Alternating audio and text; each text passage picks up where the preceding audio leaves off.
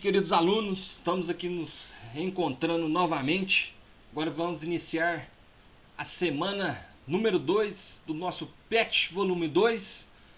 Então vamos começar aí. Qual será o eixo temático dessa semana? As transformações do mundo rural-campo.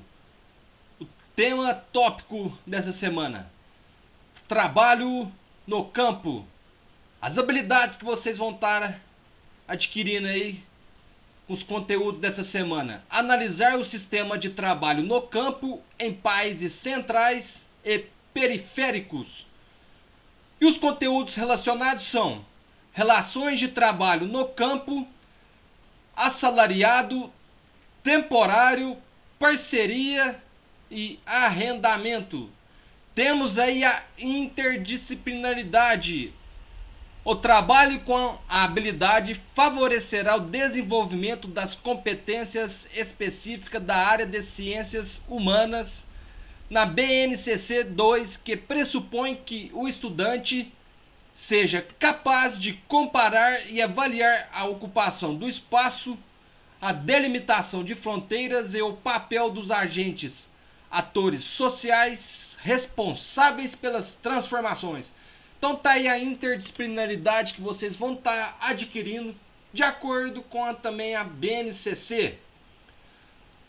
Então o tema dessa semana aí, número 2, trabalho no campo. Duração 1h40, que será 2 horas aula, a carga horária que vocês estarão adquirindo nessa semana, pessoal. Tão importante aí para vocês. Fique por dentro dos conceitos. O trabalho no campo no Brasil. Temos aqui então o título dessa segunda semana. No Brasil, aproximadamente 17,8 milhões de pessoas estão envolvidas no trabalho rural. Número que corresponde a 21,1% da população economicamente ativa. Então a gente tem aí em torno de quase 18 milhões de pessoas envolvidas com o trabalho no campo, no trabalho rural, que corresponde a pouco mais de 20% da população economicamente ativa do nosso país, sendo predominantemente a mão de obra familiar em pequenas e médias propriedades agrícolas. Então, esse pessoal aqui predomina a mão de obra familiar que está nas pequenas e médias propriedades agrícolas. Nas propriedades em que a agricultura familiar é extensiva, muitas vezes os membros da família buscam trabalho nas cidades ou em outras lavouras, onde trabalham temporariamente nas épocas de plantio e colheita e retornam novamente para suas terras apenas no período de maior atividade agrícola ali nas suas propriedades. Então essa seria a agricultura familiar extensiva.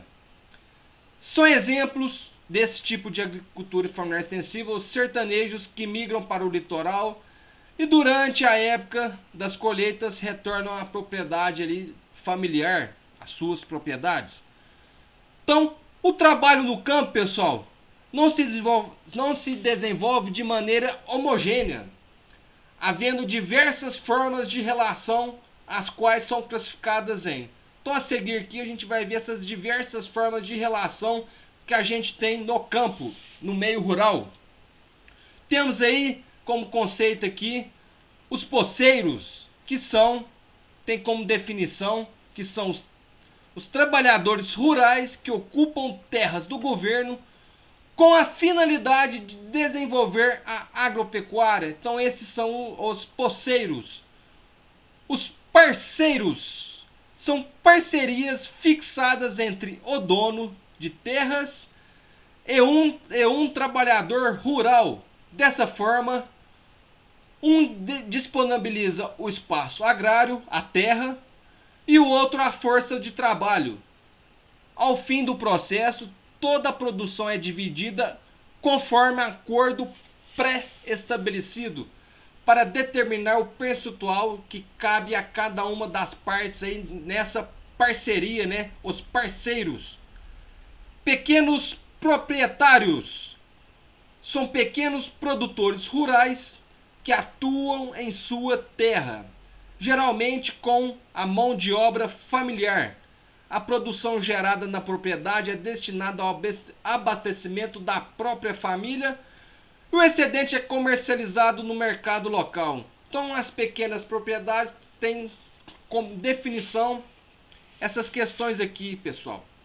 Geralmente de mão de obra familiar, que toda a produção é da própria família e apenas o excedente é comercializado no mercado local. Arrendatários, que são agricultores que não possuem terras, mas que dispõem de equipamentos agrícolas. Desse modo, para produzir, alugam ou arrendam a terra de terceiros.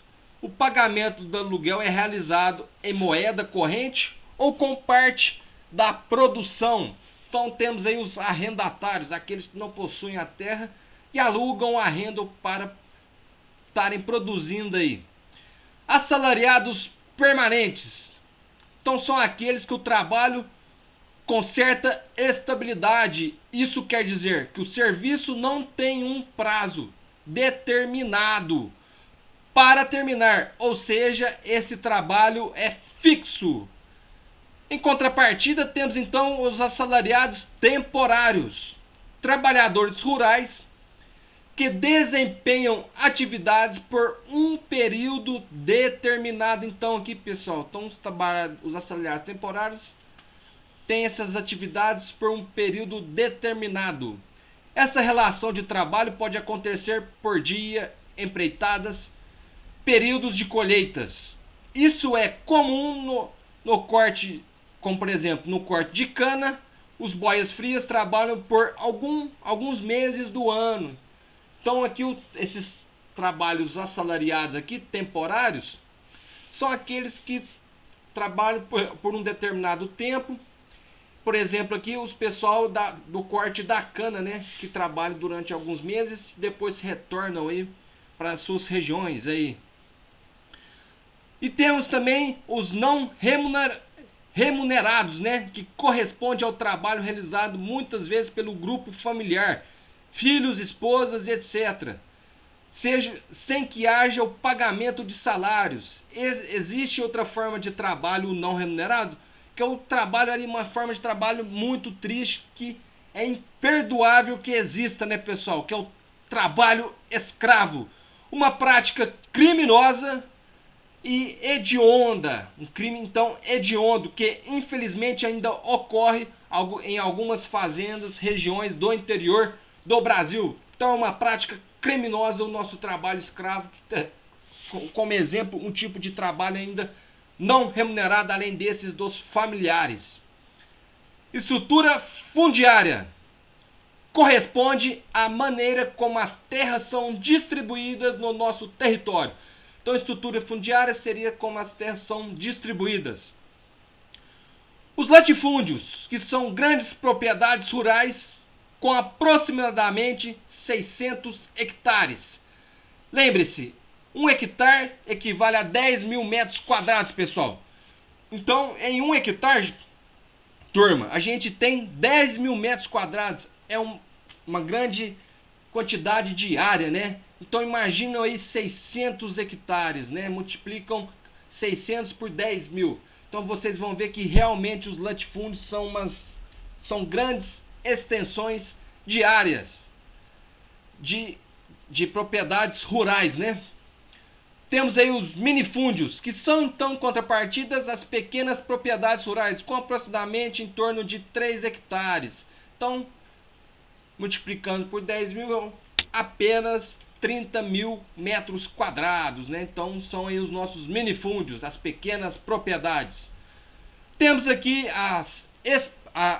esse termo aqui, expropriação, que é quando, infelizmente, um pequeno proprietário rural se encontra endividado, sendo obrigado então a vender a sua propriedade para pagar suas dívidas. Em geral, os grandes fazendeiros próximos acabam a adquirir tais propriedades. Então, geralmente esses grandes fazendeiros são os que têm os latifúndios, né, as grandes propriedades rurais que acabam aí obtendo, né, essas terras, né, dos pequenos proprietários rurais que se encontram endividados e tem então aí o termo de expropriação. Por último aqui, o trabalho escravo no campo, que trata-se do aliciamento de mão de obra com falsas promessas. Ao empregar-se na fazenda, o trabalhador é informado de que está endividado, por não ter direitos trabalhistas e não receber salário. Não consegue quitar a dívida, ficando então aprisionado sob a vigilância de jagunços, capangas armados a serviço então aí dos fazendeiros. Em pleno século XXI, tal prática ainda ocorre, que é imperdoável, como a gente já comentou, né? É crime e é crime hediondo, principalmente aí nos estados do Pará, Mato Grosso e Goiás. Então nesses estados ainda acontecem essas práticas criminosas, pessoal. Temos esse pequeno gráfico aqui que vocês podem estar visualizando aí, pessoal. E por último, para vocês saberem mais, assistam aí a formação do Espaço Agrário Brasileiro, esse vídeo aqui que foi informado para a gente de apenas 7 minutos, para também contribuir na realização das nossas atividades que a gente vai estar comentando logo mais. Então até daqui a pouco, pessoal. Já já nos encontramos.